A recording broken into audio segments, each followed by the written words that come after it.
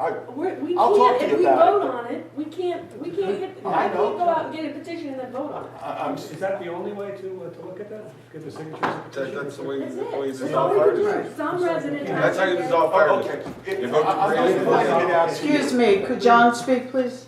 You vote to create them, you vote to dissolve them, you vote to run them. It's the same way, but to get it put on as a, to create a fire district, you have to put it on the ballot. It just doesn't spring forth by itself, it had to be voted on. This is a fire commission. Fire district, but it, Yes. you create it by an order, you create it by a plebiscite, and you end it by a And plebiscite. actually, I was here when 200 you voted. signatures. That just puts it on for a vote. Public for a vote. And if you have to show up and Yes, vote, and it goes, and once it's defeated, Right. and the commission is disbanded, they can't come back again for 5 years to put it on the ballot again. But the people, the first time, were told, yes, vote for this, it's not gonna cost you anything. And, you know, it was a big mistake, we all know now, and getting rid of it, let's see if 5 years from now they want to go back that way. So if you had a magic wand, what would it look like? If it's not a commission, what would you suggest? No, it's just. The way it's it like- used to be is the city council asks for the bills and pays them. It's, That's it? I think That's Spring it. Lake, I the just wanna Borough Clear understand what Fire it's like. Companies pays only $50,000 to go to them, right? Is that something to that? I I just want to make sure it's When I all. looked at it, they had doubled the men for half the price. But basically, what jumped out at me was Bradley Beach, because it's a town so closely populated as ours, the same size, the same population. They had a great stop just after the blizzard. During the blizzard, they had a basement fire, which is a very difficult one. They worked with the Department of Public Works that plowed out in front of the fire truck, got there, put the fire out. Those people seem to be well-served for $104,000 a year. Just find out what they're doing and let's do it. Okay. Do you have a second issue, John? No, we'll discuss some of the appointments that you made and the school board election when that's coming up. Okay. Okay, Thanks, thanks. John. Would anyone else like to speak? Jim?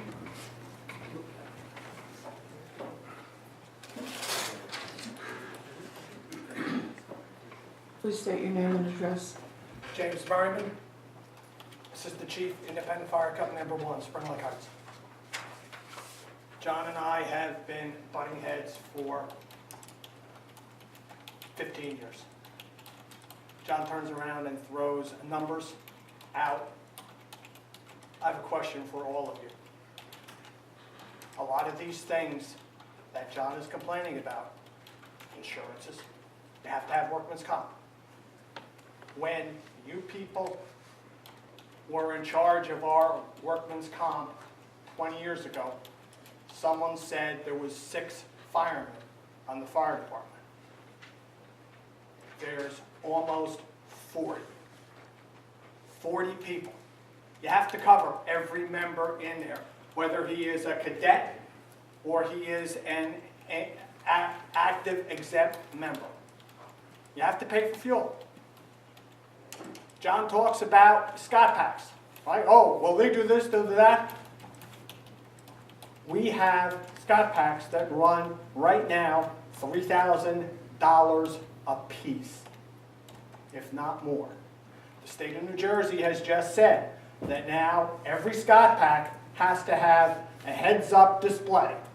Not like the old Scott A2s that John had when he was a fireman. No. The trucks that we purchase last 30 years. They do not last what For Hoboken has of 10. We maintain our vehicles, so they do last for 30 years.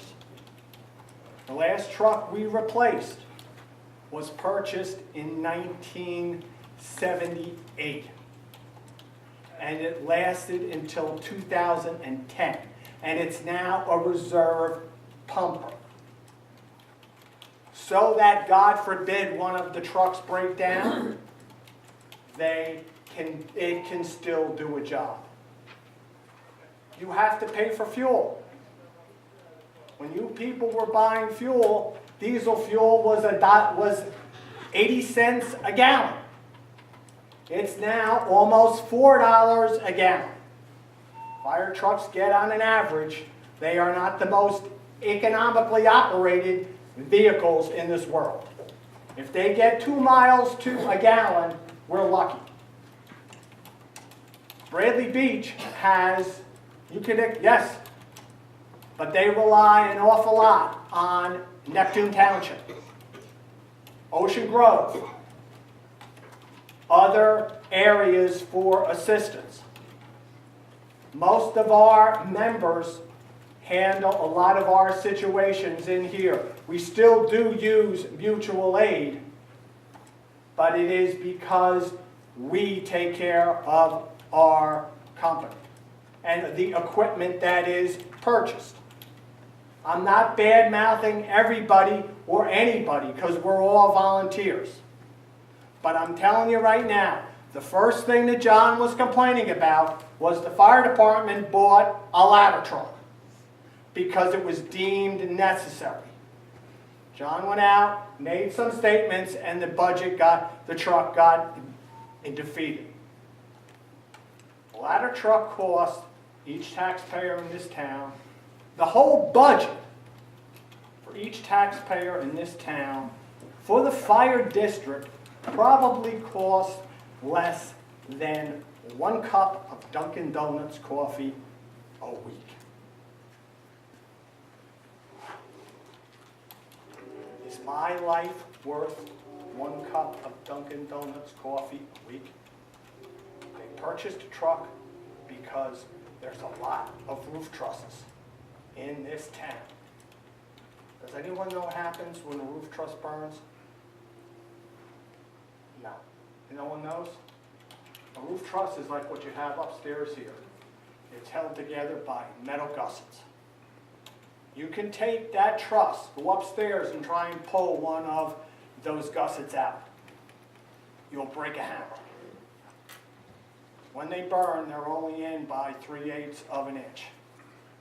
When it burns, it's a catastrophic failure. And it doesn't just groan, grunt, or nothing. It just comes down. With that ladder truck that John has been complaining about for the last 15 to 18 years, I can go up on a roof with a man next to me hooked to a tether, and if that roof goes down, he pulls one lever and up both of us go. An Asbury Park fireman got trapped in a flashover and is now up in St. Barnabas Hospital because they didn't vent the building. I don't want to sit there and have to go and tell anyone's kid, mother, father, son, gee, we're really sorry. So John sits here and says, anybody here, that district's a waste of money, I will take you down and I will show you what those trucks do and what they're bought for. They are not bought for toys. They're not bought for nothing but to protect the taxpayers of this town. And I offer any one of you to come down on a Sunday morning. I will give you all my cards beforehand. Before I leave here tonight, give me a call. I will walk you through that building and I will explain what every truck does. Thank you. Okay, thank you. Would anyone else like to speak?